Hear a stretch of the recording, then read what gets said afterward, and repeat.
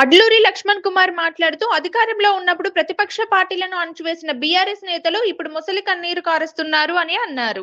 2014 నుంచి 18 నుంచి 23 వరకు మేమే రాజులము మేమే మంత్రులమని మంత్రిగా పనిచేసినటువంటి హరీష్ రావు గారు టీఆర్ఎస్ బీఆర్ఎస్ ప్రభుత్వం లోపల, అదేవిధంగా వారి పార్టీలో పనిచేసినటువంటి ప్రజాప్రతినిధులు ఎన్నుకోబడ్డ ఒక మాజీ శాసనసభ్యుడు బాల్కా సుమన్ గారు మొన్నటి వరకు అంటే కొన్ని సంవత్సరాల క్రితం వరకు రాష్ట్రంలో ఒక ఐపీఎస్ ఆఫీసర్ గా వెల్ఫేర్ డిపార్ట్మెంట్ సంబంధించినటువంటి సెక్రటరీగా పనిచేసి రాజీనామా చేసి ఒక రాజకీయ పార్టీ నుంచి రాష్ట్ర అధ్యక్షుడు ఉండి తిరిగి టీఆర్ఎస్ పార్టీలో చేరి మన యూట్యూబ్ ఛానల్స్ లో కానీ వ్యక్తిగా కొన్ని ఛానల్స్లలో వీడియో ద్వారా మాట్లాడడం జరిగింది. ఈ రాష్ట్రంలో రాష్ట్ర కేబినెట్ మాజీ మంత్రి హరీష్ రావు దండుపాల్యం గ్రూప్ అని ఒక మాజీ మంత్రి అంటాడు.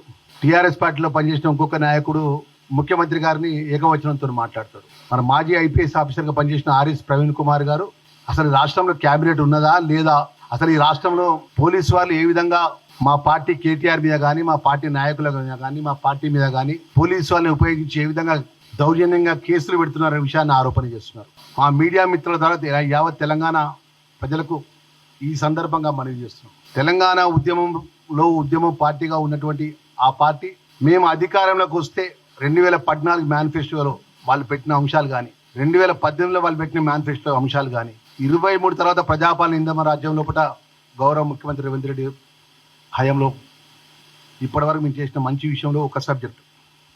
ఇప్పుడు వారు ఏదైతే ఆరోపణలు దిగింది డైరెక్ట్గా నేరుగా, మరి ఈరోజు వారి హయాంలో మాజీ మంత్రి కేటీఆర్, మాజీ మంత్రి హరీష్ రావు, టీఆర్ఎస్ పార్టీ ప్రభుత్వం సోషల్ మీడియా కార్యకర్తలకు సంబంధించిన కాంగ్రెస్ పార్టీ కార్యకర్తలపై సుమారు 600 పైచీలకు పోలీస్ స్టేషన్లో ఎఫ్ఐఆర్ చేసినారు. వాళ్ళ మీద పోస్టింగ్ పెట్టినా, వాళ్ళ మీద టీఆర్ఎస్ పార్టీకి సంబంధించినటువంటి మాజీ ముఖ్యమంత్రి కేసీఆర్ మీద కానీ మాజీ మంత్రుల మీద కానీ ప్రభుత్వం మీద ఎవరైనా ఒక మాట పోస్ట్ చేస్తే తెల్లారి ఎఫ్ఐఆర్ అయింది. సుమారు 600 పైచీకు ఎఫ్ఐఆర్ కాపీలతో సహా మీ ముందు పెడతా టైం వస్తే 600 పైచీకు.